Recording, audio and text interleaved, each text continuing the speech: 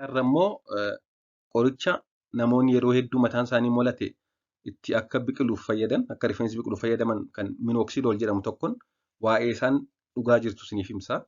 Namoonni hedduun yeroo ammaa kana magaalaa keessatti yeroo hedduu dawaa minoksidool jedhamu kana rifeensa mataatti dibataniiti akka inni moluu hambisu taasisaa jiru. Dawaan minoksidool jedhamu kun jalqaba ol ka'uu dhiibbaa dhiigaa yaaluuf ture kan oomishame. 1980 gara jalqabaa keessa jechuudha. Ammas darbee bifa liqimsaan yaala ol ka'uu dhiibbaa dhiigaa yookaan haayipertenshinii cimaaf yeroo itti kennamu jira. Haa ta'u malee bara 1987 eegalee bifa dimandaan mataatti dibatamuudhaan jechaadha. Yaala dhibee harca'uu yookaan molachuu rifeensa mataa yaaluuf oolaa jira. Kun egaa laayisensi ta'eera, eeyyamameera. Dawaan kunis parsantaa 60 harca'uu rifeensa mataa sirreessuu ni danda'a jedhamee tilmaamama. Up to 60% effective in preventing hair loss and encouraging hair growth. Kanaaf egaa daawaa yeroo ammaa molachuu hir'isuuf yookaan hambisuuf eeyyamame keessaa tokko isa kana jechuudha.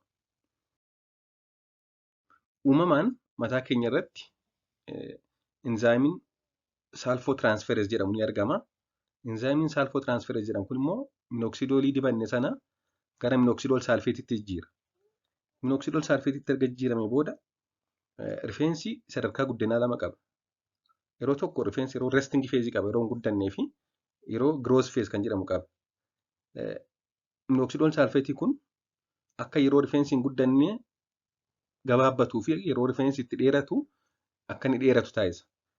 Resting phase gabaabsa jechuudha. Yeroo resting phase rifeensi hin guddatu, kanaaf turtii kana yoo gabaabsee yeroo hedduu rifeensi dheerina yookaan hojjaa dabaluu irratti sa'a dabarsa waan ta'eef akka rifeensi dheeratu taasisa. It works by shortening the telogen or resting phase of the hair and cause the hair to enter the anagen or growing stage. Haala kanaan akka rifeensi guddatuu fi hundeen isaa dheeratu taasisa. Kana akkaataan itti hojjetu. Kan beekuu qabnu inni guddaan kanneen kanadha. Dawaan kun namoota umuriin waggaa 40 gad ta'anii fi akkasumas rifeensi erga harca'uu jalqabe dhiyeenya qofa ta'uu qaba. Rifeensi erga molate waggaa 10-15 taanaan hin dalagu jechuudha wanti kun.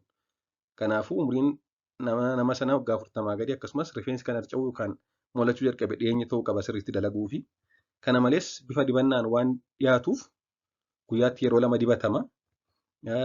Yeroo dibatan mataa fi rifeensa isaanii jiidhina qabaachuu hin qabu, diraay ta'uu qaba jechuudha. Kanaachi absorbitaa keessa seena gara mataa keenya keessatti siistema keessa seenee hidda dhiigaadhaan miidhaan biraa fiduu danda'a. Akkuma jiru jedhee qorichi kun dhiibbaa dhiigaa gad buusuuf fayyada jedheera. Yoo absorbitee haayipootenshin yookaan shookii keessa nu galchuu danda'a jechuudha. Akkasumas dibatanii sa'a dheeraa aduu keessa turuu hin qabanii. Kana malees erga dibatanii hanga sa'a 4tti mataa miiccachuu hin qaban. Akkasumas erga dibatanii harka isaanii sirriitti dhiqachuu qabu. Jijjiirama arguuf yeroo baay'ee hanga ji'a 3 yookaan ji'a 4 dibachuu barbaachisa. Sanaa booda dirqama itti fufamuu barbaachisa. Yoo dhaaban deebii harca'uu eegalama rifeensi sun. Kanaafuu minoksidooliin kan hojjetu hanguma dibannee qofatti jechuudha. Yoo deebinee dhiisne deebii harca'uu eegala. Kana malees al takkaatti ml tokko yookaan xabbiitaa 20 qofa fayyadamuu qabna. Kanaa ol yoo baay'ate saayid effektii fida. Akkasumas dawaan kun ajaja malees gabaarraa ni gurgurama. Ogeessis ajajuu danda'a. Kanaaf baay'isnee dibachuu hin qabnu. Saayid effektii isaa cima jechuudha. Miidhaa akkamii fiduu danda'a yoo jennee ilaalle saayid effektii sasalphaa kanneen akka bakka sana ooksisuu, bakka itti dibanne sana gubaan xiqqoon itti dhaga'amuu fi diimachuu jiraachuu mala. Haa ta'u malee saayid effektiin guddaan yoo baay'isnee dibanne qorichi kun karaa hidda dhiigaa mataa keenya irra jiranii dhagna keenya keessa faca'uudhaan akkuma dura jedhee qorichi kun dhiibbaa dhiigaa gad buusuuf fayyada. Hafuura kutaa, dhaannaa onnee dabaluu, lafaan martoo, ija irratti dimsisuu yookaan dimismisuu fi kan kana fakkaatan yoo fide immideetii ogeessa fayyaa mariisuun barbaachisa jechuudha. Kanaaf egaa qorichi kun jijjiirama arguuf hanga ji'a 4 tura. Erga jijjiirama arganii booddee immoo kan jijjiiramni sun itti fufu harca'uun sun kan dhaabatu hanga dibatan qofatti. Kanaaf takka dibachuu jalqabnan akka rifeensi hin harcaaneef yeroo dheeraa dibachuu barbaada jechuudha. Galatoomaa.